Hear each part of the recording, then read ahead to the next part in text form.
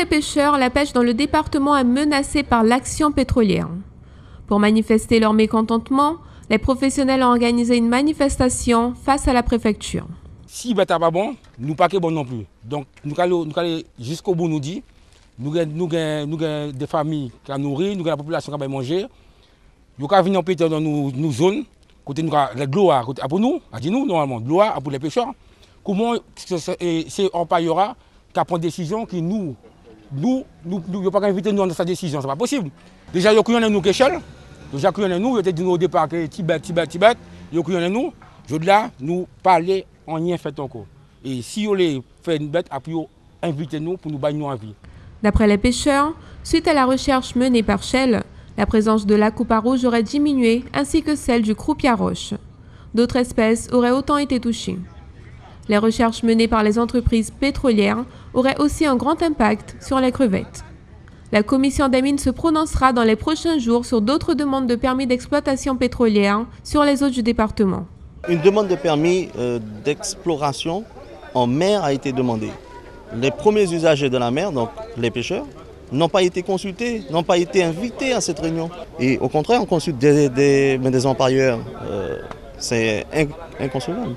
Donc aujourd'hui, si on accorde cette demande de permis, ils vont pouvoir explorer dans notre gorge.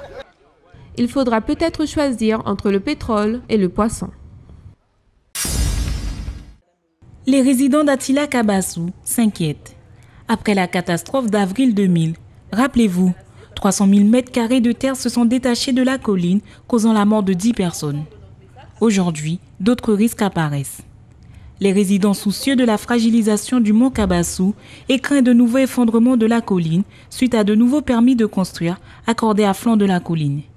Alors, le quartier d'Attila Kabassou était, on va dire, il y a encore 7-8 ans, allez, on va dire jusqu'à 10 années en arrière, un quartier vraiment, on va dire, le petit village gaulois perdu au fin fond de Remire-Montjoly, un peu quartier dortoir avec des pavillons un petit peu comme ça clairsemés. Et très progressivement, entre, on va dire, les années 2007 aux années 2010 et à ce jour, il y a une densification importante de l'habitat et les lotissements ne cessent de fleurir et maintenant ce sont des lotissements, en tout cas des habitats, on va dire, à destination, on va dire, d'un public qui a besoin d'être socialement aidé, donc l'habitat social. Et malheureusement, cet habitat social, nous constatons, et d'ailleurs nous irons peut-être un petit peu sur le site si vous voulez voir un peu ce qui s'y passe, nous n'avons pas l'impression que nos concitoyens défavorisés, en tout cas dont notre soutien est nécessaire, ont le respect qu'ils devront avoir, puisque les choses sont faites un petit peu en dépit du bon sens, sur des zones un peu inondables, avec des remblais sur des...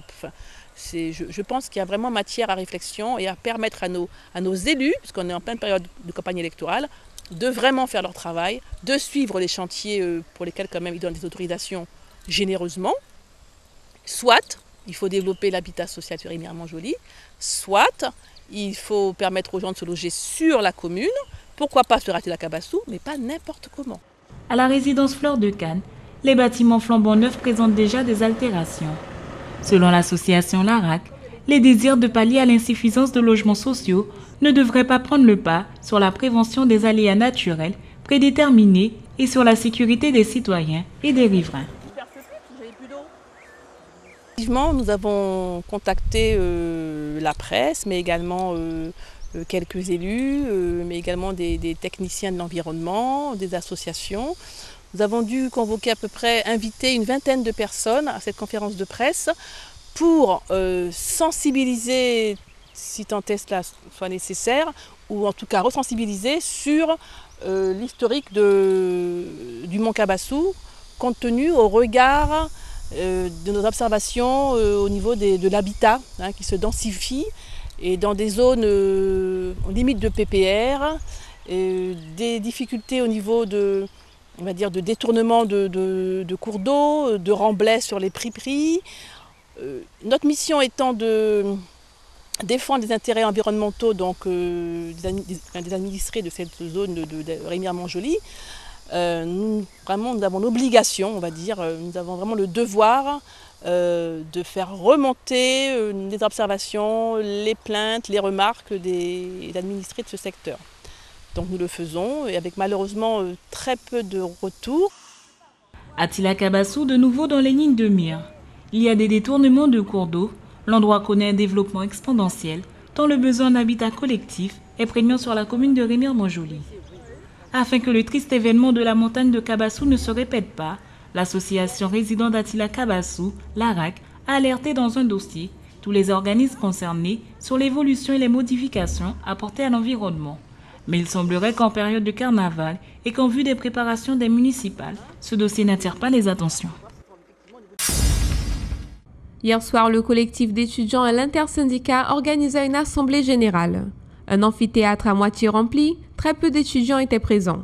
Manque d'intérêt vers la cause ou tout simplement plus inquiets de se préparer pour les examens qui débuteront lundi à l'UAG. Durant les plus de 2 heures de la rencontre, 3 points ont été votés.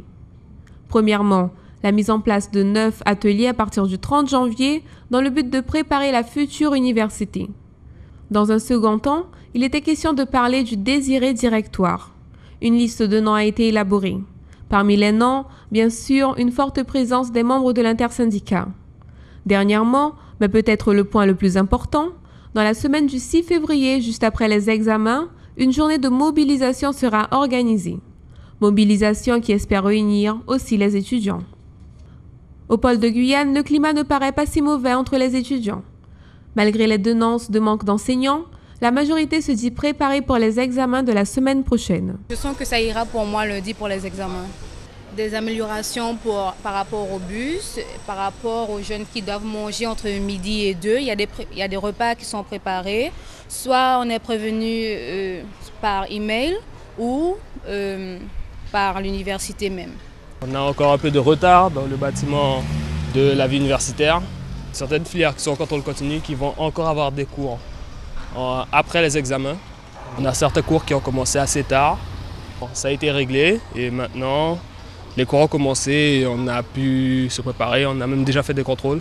Ça se passe assez bien pour le moment.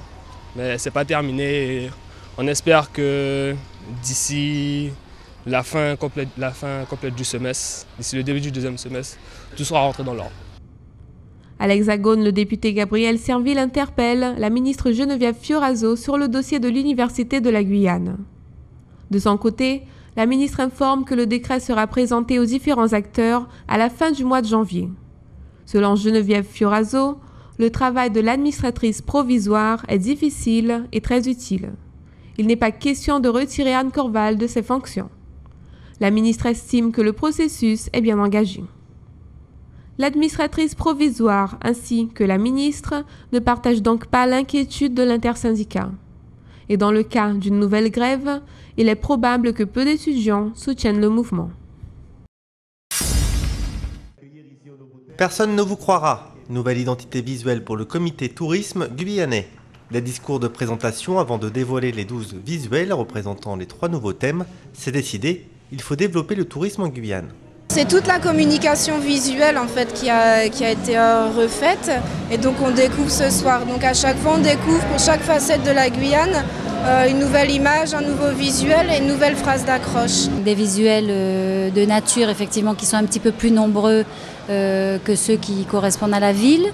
La ville, c'était juste pour donner une touche et dire qu'effectivement la Guyane, ça n'est pas uniquement la forêt, ça n'est pas uniquement la faune, la flore, mais qu'il y a aussi de belles villes, de belles maisons et rattachées surtout à une culture. Pour l'occasion, le nouveau logo sera aux couleurs de la métropole et de la Guyane avec un subtil mélange de bleu, de blanc, de rouge et de vert.